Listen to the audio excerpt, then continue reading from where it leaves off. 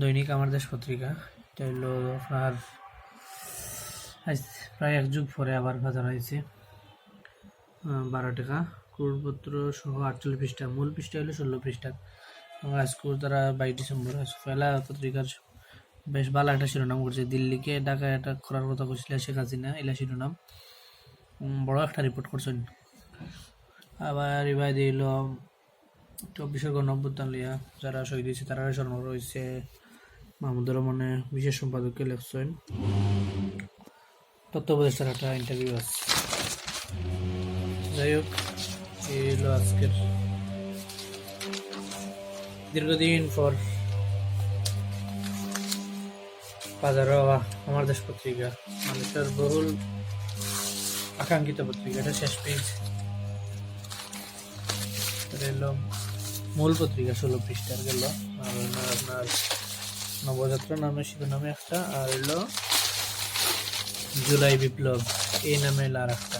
দুইটা পেজ, দুইটা পত্র। একটা হলো আসিফ নজরুল অন্তর্বর্তী সরকার আইন উপদেষ্টা, আপনি যেন রাজধানীর লেখা দিয়ে এর সাথে নিচে ভিতরেও বিভিন্ন গুণীজনের লেখা আছে, বিজ্ঞাপনও আছে, লেখা বিজ্ঞাপন মিক্সড মিলে দিলারা চৌধুরী লেখা, বিশিষ্ট রাজনৈতিক বিশ্লেষক। আপনার পালাও বিশিষ্ট মানুষের লেখাপড়া মানে জুলাই অভ্যুত্থান লইয়া। এটা দেখলাম যে সাদিক কায়েম ঢাকা বিশ্ববিদ্যালয় শিবিরের সভাপতি, তাই না? এই ছবির কথা তো মনে হয় বই 15 জুলাই বা 16 জুলাই ছাত্রলীগে ঢাকা ইউনিভার্সিটি ক্যাম্পাসের ছাত্রী হলে করছি মনে হচ্ছে। কবি আবদুল্লাহ সিকদারের কথা ছড়া, এটা একটা। আর একটা হইল নবযাত্রা অভিযাত্রা হইল শফিক রেহমানের লেখা বিজ্ঞাপন, ফরাদ মাজার, শেখ আহমদুল্লাহর লেখা, তারপরে শওকত মাহমুদ, কামাল আহমদ সাংবাদিক, পিনাকি ভট্টাচার্য। বিজ্ঞাপন ভালো, প্রথম দিন বিজ্ঞাপনও ভালো পরিমাণে মিলছে এবং বিশিষ্ট গুণীমান সব লেখাও লইছে। এটা একটা বিষয়।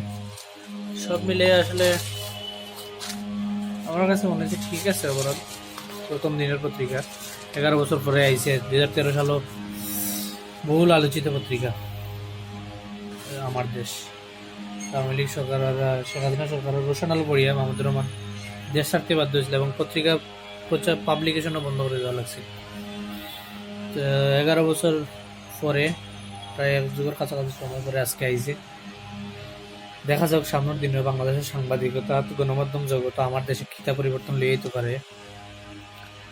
আর সম্পাদকে তো হইরা শুরুর পক্ষে হইতে নাই, বাংলাদেশের মানুষের পক্ষে তার পত্রিকা কাম করবো। আমরা অপেক্ষা করি, দেখি সামনের দিনে আমার দেশ বাংলাদেশের মানুষের লাগে কতটা মানুষের কাজ করতে পারে, লেখালেখি করতে পারে, কোনো পক্ষ না হইয়া নিরপেক্ষভাবে থাকতে পারে। আমরা ইনশাল্লাহ দেখবো, অবজারভেশন করবো। ঠিক আছে, শুভকামনা আমার দেশ।